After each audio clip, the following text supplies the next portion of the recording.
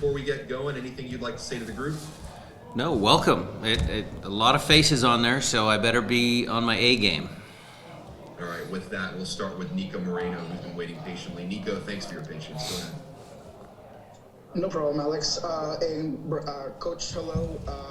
I wanted to just ask you, you've played some huge games, some big tournaments, but going into this one that has, all this historic value, are you taking any different approaches now that you're in Spain? Is there anything that you've maybe modified specifically for this tournament, whether it's your tactics or your training while you've been in Spain? No, I think Nico, the majority of our preseason has been number one, the physical component, because we've had a shortened preseason. It's a very condensed preseason. And the secondary one was, for our league play. I mean, we obviously had a great run in Champions League. But for our league play, when we missed the playoffs, I think teams in our league kind of figured us out. And so a lot of our preseason has been trying to make some small adjustments, minor adjustments on how we play so we're not as predictable. Can we sharpen the knife a little bit so that we can continue to have success during the MLS regular season?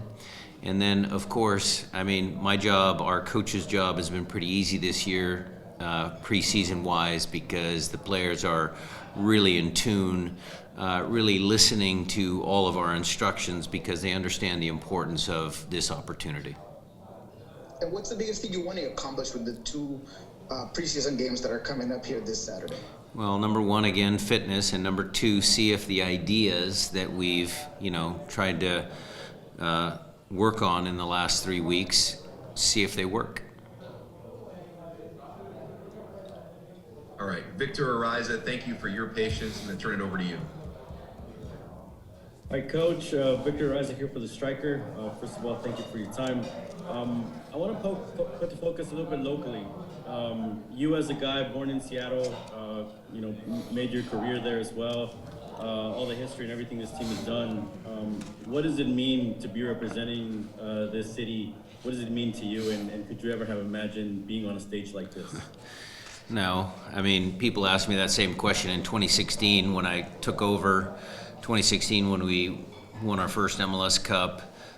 Certainly, 2019, fast forward to the 70,000 people for the Champions League's final versus Pumas. No, I always have to pinch myself a little bit. I think you have to be in the right place at the right time. I think I was very fortunate with different, stepping stones in my life, my career. But the one thing that I would say is that I'm fiercely proud of the job that group of players in the room next door, what they've accomplished, what they've done. I heard you guys asking Christian about the group. Yes, it is kind of the same group. Actually, Bear's come in and been really sharp in training, so that's been a good signing for us. But those guys accomplished something unique. We are the first MLS team. I know there was a lot of teams that were close, but we can actually say we're the first. And so for the organization, for the players, yes, and myself, yes, I'm fiercely proud of the fact that we are here, and we're going to try and put on a good show. Okay, next question will go over to Charlie Bone. Hey, Coach, Happy New Year. I know you've got two potential opponents.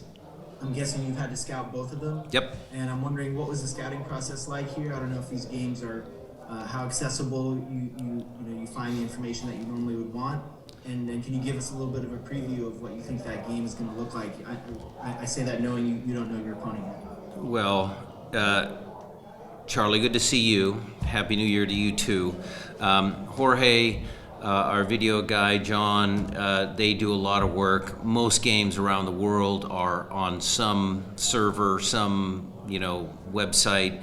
So we have watched Auckland and Al Ali considerably. I actually have a person that we have a connection to, a Seattle person.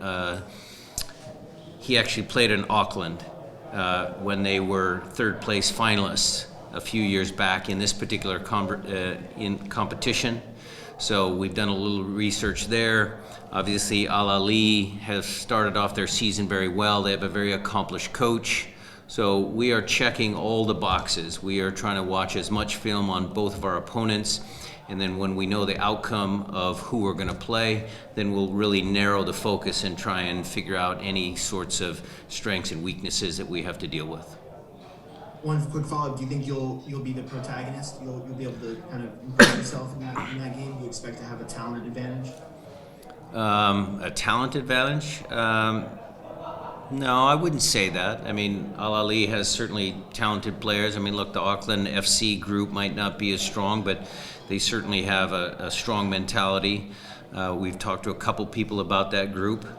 So they're a resilient group. They're coming in with no pressure because they're the underdogs. So either team is going to be a challenge. And, you know, for us, what we want to do is, yes, play up to our level, play up to our ability, and then we'll see how the games go. Thank you. Scott Churchson, over to you. Hey, Coach, I appreciate the time. You talked a little bit about this, but when it came to the Hebert acquisition and the 4 weeks that you had, talk a little bit, if you don't mind, about what his process has been like, how that's been, if there's been any challenges, any successes, just how has his adjustment been in the last month? Thank you. His adjustment has been great because, number one, he's an incredibly talented soccer player. Number two, he's a really nice man. João Paulo, Brazilian. Leo Chu, Brazilian. Hebert, Brazilian. Freddie Montero, Portuguese. He's fit into our group very well. So it's been great. And, you know, what the challenge for us as a coaching staff is, you know, how do we get that many talented attacking players on the field? So that's what we're still working on. And that probably will be a work in progress, you know, throughout the first part of the year. Joseph Lowry, I see you next. Please go ahead and ask your question. Hey, Brian, thanks for your time. I appreciate you doing this. You mentioned a little bit ago becoming less predictable with your tactics. How did you come to the conclusion that teams are sort of starting to figure out the Sounders, and what sorts of changes are you implementing? Thanks. Well, teams found us out because we didn't win enough games to make the playoffs, so we had to change something. Whether teams found us out, whether we were, you know, a little complacent after the Champions League win, you guys can debate that as long as you guys want. What we felt was we needed to do a little bit more, to be a little bit more consistent in the final third, and then some of our build-out play, you know, from getting the ball from Steph Fry, you know, catching a cross, and how do we build up through midfield, how do we put the ball into the right starting positions for our final third movements. Those are some of the things we've worked on. All right, we'll go back around to the top of the order here. I'm seeing some hands from Christian's session, which is great. Jada, why don't we start with you, please? Thanks. Thanks for the time, Brian. I wanted to ask a two-parter. First, how did you react to the backlash from fans regarding the Providence sponsorship? And then I wanted to see if you could give an update on JP. He did a recent interview saying that doctors, I believe it is, that want to, of course it would be medical advice, was to wait the full 9 months before returning, and obviously the World Cup kind of, I think, shaves that a little bit. Well, I'll start with the easy one. JP will feature in one of the two games tomorrow.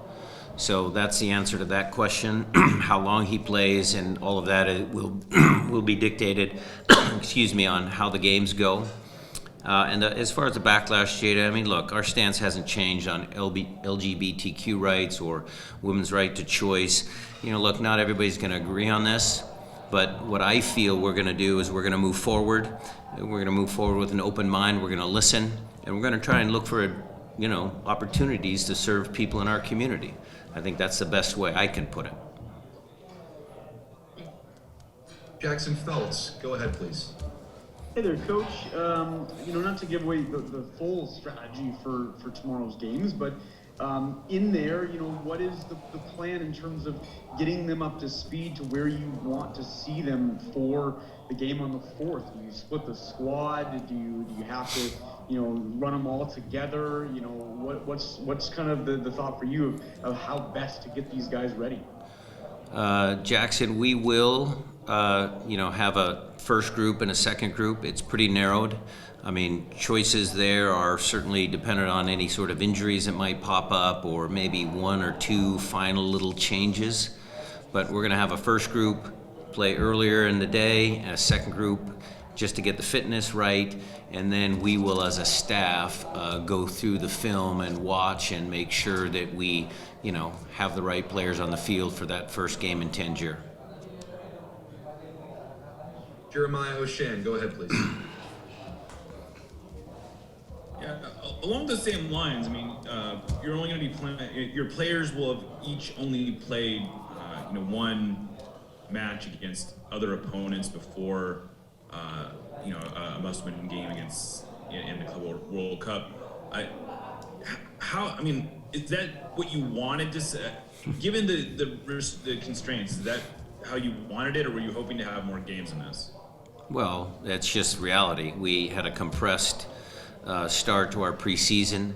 A lot of MLS teams, a lot of USL teams that we might have had a chance or an opportunity to play in Seattle had already made different plans. By the time we got, FIFA was busy with the World Cup. By the time we got all of our logistics for this Club World Cup, a lot of those opportunities went to the wayside. I'm happy with the 60 and 75 minute inter-squad scrimmages that we had in Seattle. Now we're just going to push the group out to 90 minutes to make sure their fitness is there. And Jeremiah, again, I'll repeat what Christian said and what I said earlier. I think the group is together. I think it's a group that knows each other, so we should be fine. Masvita, over to you, my friend. Thanks. Hey, Brian, you talked about teams kind of figured you out, the team last year, and I think you said that you looked at needing to do better to build from the back and also midfield play. What does Joao Paulo, a healthy Joao Paulo, do to alleviate that situation? And then Ebner's skills. What skill set does he bring in there? Well, he makes everybody better. He makes everybody better just by his choice of passing, how he passes the ball, where he passes the ball, some of those little real small nuances to our sport. So we are, really pleased that he's coming along well. Again, how many minutes he plays, what's the limit from the training staff, we'll see. But any minutes I can get him on the field are going to be critical for our success, not just in these games, Maz, but for the remainder of the season as well. And then on Ebner, just what have you seen from him? Hebert? I'm sorry, Hebert. No, that's okay. He's just a good goal scorer. I mean, you go watch his highlight reel. I mean, very good inside the penalty box, clean touches. I don't know if you guys know this, but he played in Croatia a few years ago and scored like 16 goals playing left wing. That's when he was much younger, of course. But, he's an interesting character and he's got a lot of talent. Thank you. Okay, over to Daniel Feuerstein again. Thank you very much. Once again, congratulations on reaching the FIFA Club World Cup. Can you hear me? Yes, I can hear you. Okay, good. Thank you. Obviously, I don't want you to look ahead to the next match, but obviously when the draw was made, on a personal note for you, what's the feeling like if you do get that opportunity to face against Real Madrid, who's won so many UEFA Champions League trophies over in Europe? What would that mean to you personally if you ever do get that opportunity? Well, look, it's human nature. I don't mind the question. The messaging to the team is you're never going to play against Real Madrid unless you win your first game. So that's been the message. We understand that we respect all of our opponents. We always believe that we can win and put on good performances, but we have to, number one, respect all of our opponents. And then, yes, I mean, look, if we can go through and play against Real Madrid, I mean, those guys, again, in that room, for myself, for the whole organization, for MLS, I mean, that would be a real entertaining, exciting opportunity for us to really measure ourselves against, one, if not the biggest club in the world. All right, I see a few more. We'll try to get through them. Casey Dunnow, go ahead, please. Thanks. So yeah, I talked about the cohesion heading into this, as well as the need to, evolve and change things up a little bit. Back to the cohesion side of things, are there any parts of what you would describe as sort of a core Sounders mentality, whether winning duels, tough kids, etc., that you guys have to lean on extra hard coming up against international competition who you may not know as well, whether that's Auckland or Real? Yeah, one of my favorite sayings is, "I love smart soccer players," Casey. So what I always message to the group is, look, Jorge and those guys can watch as much they can bring you guys as much film, you guys can watch as much film. It's never going to be the same until you're actually on the grass playing against those opponents. You will not know exactly how they are, what they are, who they are, how they play. You just have to feel that. That's one of the great things about our sport. And so we will have to rely on, our grit, our determination, but we will have to play smart because those teams have had a head start on us, and so we will have to conserve energy whenever possible. We'll have to, put our foot on the gas when the opportunities present themselves. So we'll have to play smart tactically to get through that first match. Thanks. All right, last couple. Felipe Makeda, back to you, please. Thank you, Alex. Thank you, Coach Breyer, for your time. My question to you is, you talk about what you're doing tactically and what you're doing in terms of fitness, but I want to ask you about the mentality of the team.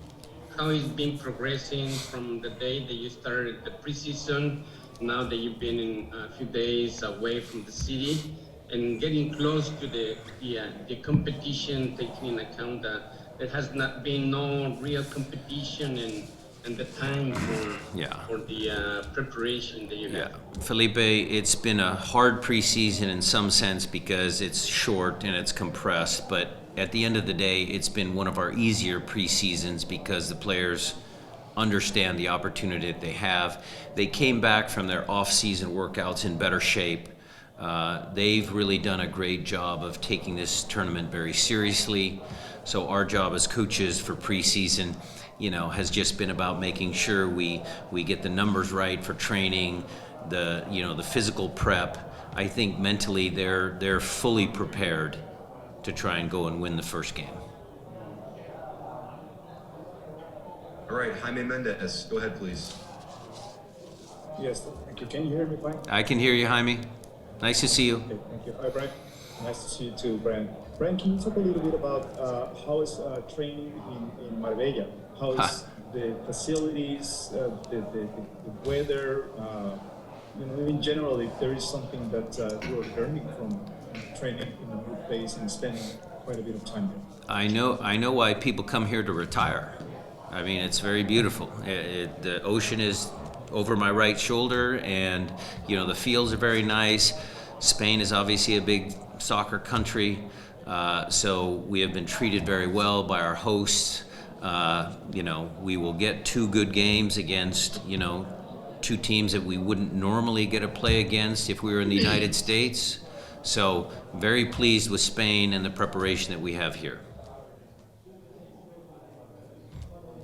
Okay, last hand I see is from Nico Antu. Nico, go ahead and close us out. Hey, Brian.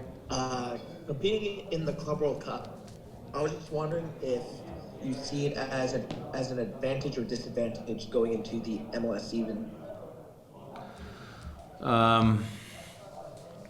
Well, it's a little bit of a disadvantage because, if we lose that first game, we're going to have a 16, 17-day break before we start the regular season. Time will tell if the amount of physical preparation we had was too much or too little, because we had to get a game in 4 weeks and maybe some guys will be burned out or maybe some more injuries. But I think whatever it is, I think the lessons that we learned from last year, this has been an exciting time for the club. We want to obviously do well here. We don't want to, have another letdown after we played in Champions League and then finish the year off not so well. We start off here well, and then we just kind of, okay, MLS is here, and I guess we have to do our jobs. That's not the attitude that we want, so we're messaging that to the players. And, you know, again, the sting of not making the playoffs is another motivating factor for those guys in the other room. I think that concludes everybody's questions. Brian, very much appreciate your time. Thanks, everybody. And we'll see you soon. Thank you. Reminder. Thanks, Brian.